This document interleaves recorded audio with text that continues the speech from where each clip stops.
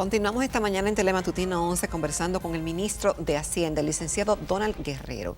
Licenciado, usted ha sido en cierta forma reiterativa porque siempre veo sus declaraciones y cuando se habla del tema de la deuda, pareciera que a usted no le preocupa el tema.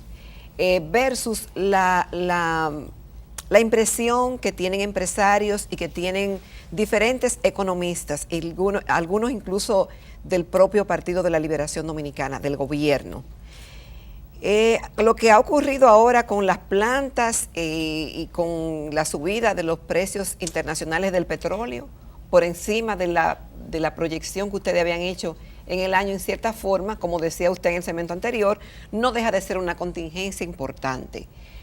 El tema de la deuda, podemos navegar bien y hasta ahora se está manejando. Hace poco la BBC escribió un artículo elogiando a la República Dominicana, pero mencionaba ese tema y mencionaba también algunos organismos internacionales de credibilidad que tienen preocupación sobre el manejo del mismo, porque puede ponernos en situaciones de vulnerabilidad por cosas que no controlamos, eventos naturales o de algún tema internacional que nos afecte. Al día de hoy, ¿usted sigue pensando lo mismo, que nuestra deuda es manejable y que quizás no es necesaria una reforma fiscal? No, bueno, son dos cosas. Yo estoy convencido de que la deuda es manejable, pero también entiendo que eventualmente es necesaria una reforma fiscal. El problema que nosotros tenemos con la deuda no es la deuda per se, ni su monto ni su estructura. Nosotros estamos hablando de que el país tiene como porcentaje del PIB una deuda de 39.8% del sector público no financiero, es decir, incluyendo Banco Central y Banco de Reservas. Y en términos absolutos, estamos hablando de 31.400 millones de dólares en deuda. Eso incluye pesos, dólares y deuda intragubernamental. De esos 39.8, hay un 3.5 que es una deuda intragubernamental entre Banco Central y Hacienda, es una deuda interna del gobierno, ¿no? Y hay un 27%. Pero deuda al fin. Sí, pero es una deuda que, la deuda que nos debe preocupar a nosotros es la deuda externa, porque es una deuda en otra moneda con un compromiso de pago que implica o que pudiera implicar riesgo de convertibilidad y que está en manos de un externo. No es una deuda que está denominada en pesos, esa tiene otra característica. Pero el pago de intereses pesa muchísimo. Obviamente, pero ahí es que voy. Por eso le decía lo de la reforma. Yo entiendo que eventualmente sí tendremos que ver el tema de la reforma, porque el problema no es el monto de la deuda, el problema es la limitada capacidad de recaudación que nosotros tenemos como país. Nosotros como deuda estamos por debajo del promedio de América Latina, que está en un 43%, nosotros estamos en un 39.8%, y de deuda externa estamos en un 27%.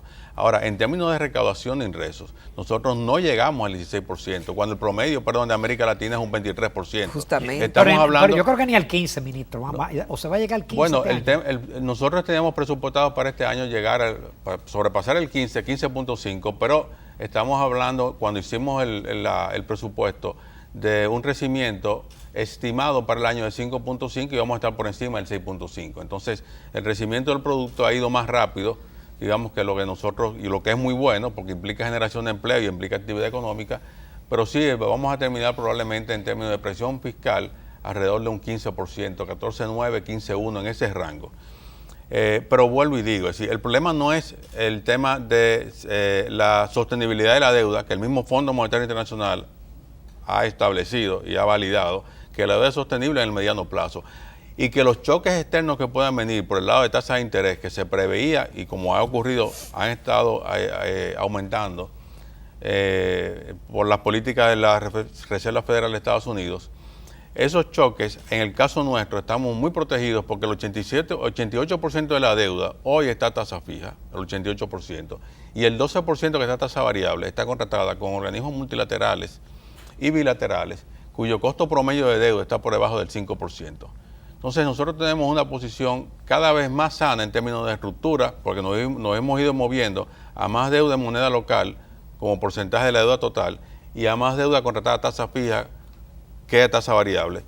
Y en adición a eso hemos podido extender los plazos de vencimiento de la deuda. El promedio de madurez de la deuda dominicana está por encima de 10 años. Ese promedio de madurez, las tasas de interés contratadas a tasa fija y la prevalencia cada vez mayor de moneda local versus monedas extranjeras, pues nos da a nosotros una posición sostenible de deuda.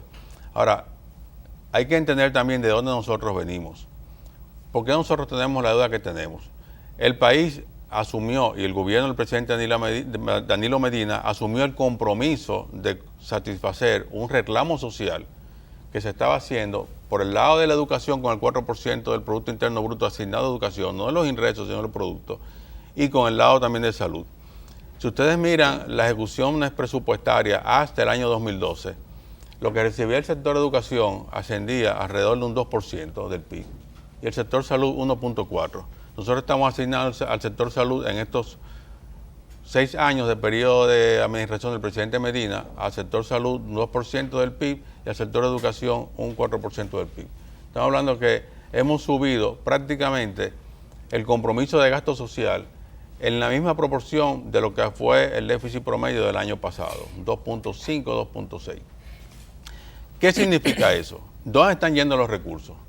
Están yendo a educación, están yendo a salud. Eso es gasto de calidad.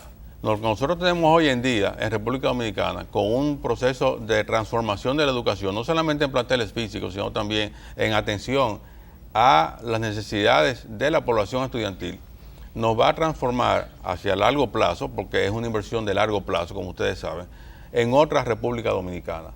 Esos niños que están yendo hoy a estancias infantiles, que antes se quedaban en sus casas y entraban tarde a la escuela, hoy van a estancias infantiles, entran a tiempo a la escuela, reciben desayuno, almuerzo, merienda, educación durante 8 horas en el día. Nos van a proveer a nosotros con otro tipo de dominicanos hacia el año 2000, el periodo que toma, 16 años que toma de formación básica, estancia infantil y educación media y educación secundaria. Y si no hacemos eso y no invertimos en eso hoy, nosotros no vamos a poder seguir siendo la economía que se ha privilegiado durante los últimos años como un modelo de crecimiento y de desarrollo sostenible en América Latina. Entonces, podemos entender que el déficit que desde el 2012 ha venido teniendo el presupuesto en la República Dominicana es para financiar la educación y la salud. No. Lo que digo es lo siguiente. Nosotros tenemos dentro del presupuesto, si tú analizas lo que ha sido la ejecución presupuestaria durante los últimos años, un énfasis en el gasto social que nunca antes el país lo tuvo. Si siempre eran sectores rezagados que no recibían lo que la población demandaba que recibiera.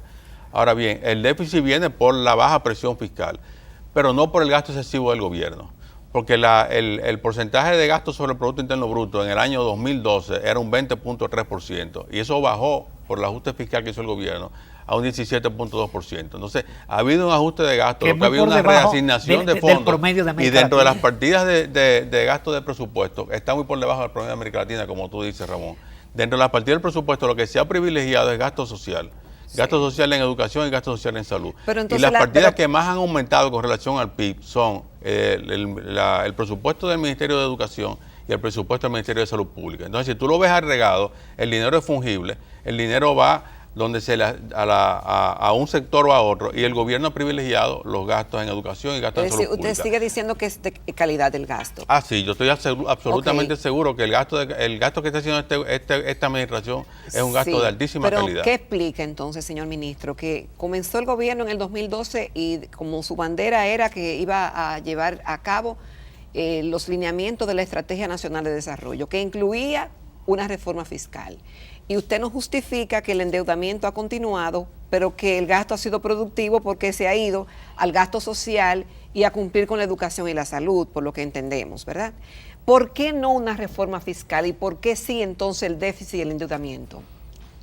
Jacqueline, la reforma fiscal, como he mencionado antes, requiere primero concluir el pacto eléctrico, porque nosotros no sabemos cuántos recursos adicionales hacia el futuro nosotros tenemos que comprometer con el acuerdo del pacto eléctrico. Ahora, nosotros, al margen de la reforma fiscal, nosotros hemos estado trabajando en la administración tributaria en sostener mejoras en los procesos de la Dirección General de Impuestos Internos y de la Dirección General de Aduanas que nos permitan a nosotros, en el momento en que se proponga la reforma fiscal, tener la capacidad como administración tributaria de maximizar la recaudación de ingresos que esa reforma provea. La reforma es una cosa, el pacto es otra. El pacto es difícil, porque el pacto eléctrico ha sido difícil por los intereses que han primado, que son intereses individuales de todos los sectores que participan. Si eso ha sido así en el pacto eléctrico, en el pacto fiscal sería todavía mucho más difícil.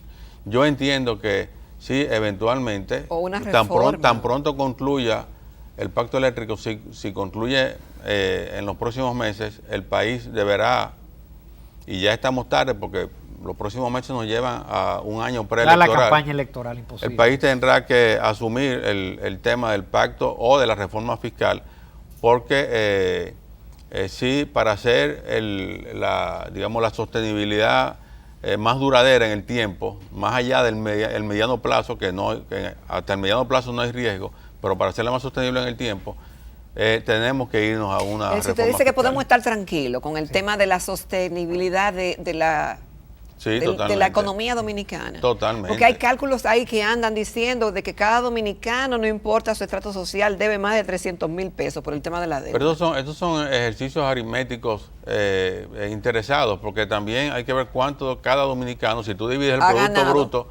Producto Bruto entre cada dominicano, cuánto cada dominicano cada vez es más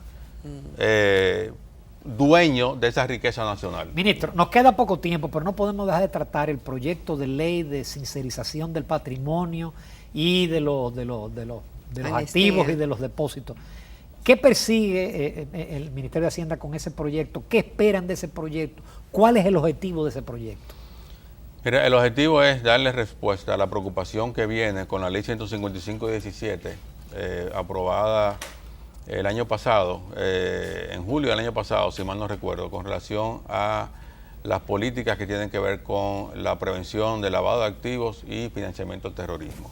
Esa ley convierte el delito tributario en un delito precedente de lavado de activos y como tal establece un riesgo para individuos y empresas que incumplan o que hayan incumplido en el pasado con sus obligaciones tributarias. A ese fin, la ley de sinceramiento patrimonial permite y abre una ventana para que aquellas actividades que no hayan sido declaradas previamente de impuestos internos sean activos físicos, como pueden ser propiedades inmuebles o muebles, y también activos líquidos, pues puedan ser declarados con una compensación, una tasa baja, ¿no? De manera que se regularice la propiedad de los mismos y sea transparente. Y de esa forma, una investigación posterior en el tiempo de impuestos internos que determine la existencia de esos activos, pues no se imputaría como delito tributario conducente a la Pero habrá una captación importante quizás. Sí, habrá una captación, pero nosotros no estamos viendo la ley como una ley para captar dinero. Lo que estamos viendo es la oportunidad de que el temor que pueden haber sentido en su momento empresas o empresarios sobre patrimonios no declarados por una razón u otra, pues se elimine con la posibilidad de acudir a la Dirección de Impuestos Internos, transparentar sus activos y sus bienes y dormir tranquilos en ese sentido. Bien, le agradecemos mucho al ministro de Hacienda porque nos ha dado muchísimas primicias en este programa, muchas informaciones, tratamos casi todos los temas. Muchas gracias. Gracias, a ustedes. ministro. Nos vamos a comerciales, amables televidentes, a la recta final del Telematutino 11. Es muy corto.